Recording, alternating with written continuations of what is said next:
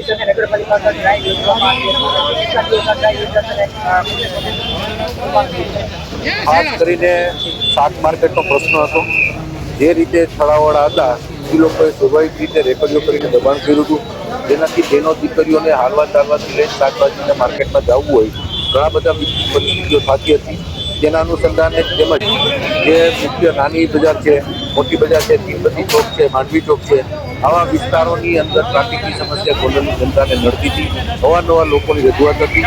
તેના અનુસંધાને આપણા માનનીય ડીવાયએસપી સાહેબ, કેજી ઝાલા સાહેબ, બંને એ ડિવિઝન અને બી ડિવિઝનના પીઆઈ સાહેબો ને સાથે નગરપાલિકાના બધા અધિકારીઓ પદાધિકારીઓ સાથે એક સંયુક્ત ઓપરેશન જેને કહેવાય કે ભાઈ ટ્રાફિક સમસ્યાનું નિવારણ આપણે બધાને કરવું છે।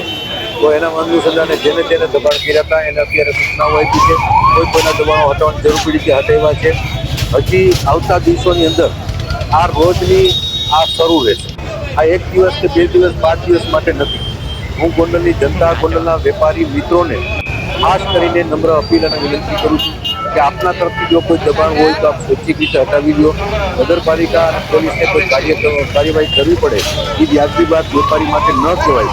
જેથી કરીને અમારી વિનંતી પણ છે કે આપ સ્વૈચ્છિક દબાણ હટાવજો, પણ અન્યથા જો કોઈ દબાણ નહીં હટાવે તો એની ઉપર કાયદેસર કાર્યવાહી કરશે। નગરપાલિકા દ્વારા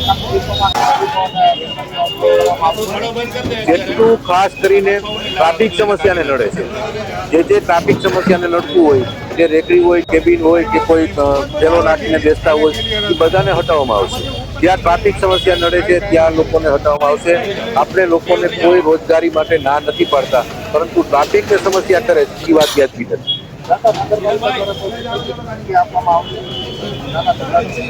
ખાસ કરીને માર્કેટને આજે જોયા પછી મને એવું લાગ્યું છે કે આગામી જનરલ બોર્ડની અંદર અમે કોઈ સાધારણ સભામાં એવો નિર્ણય કરશું કે જેથી કરીને માર્કેટમાં લોકોને રોજગારી પણ મળી રહે, એમને વૈકલ્પિક જગ્યા મળે અને લોકોને પણ સુવિધા મળે।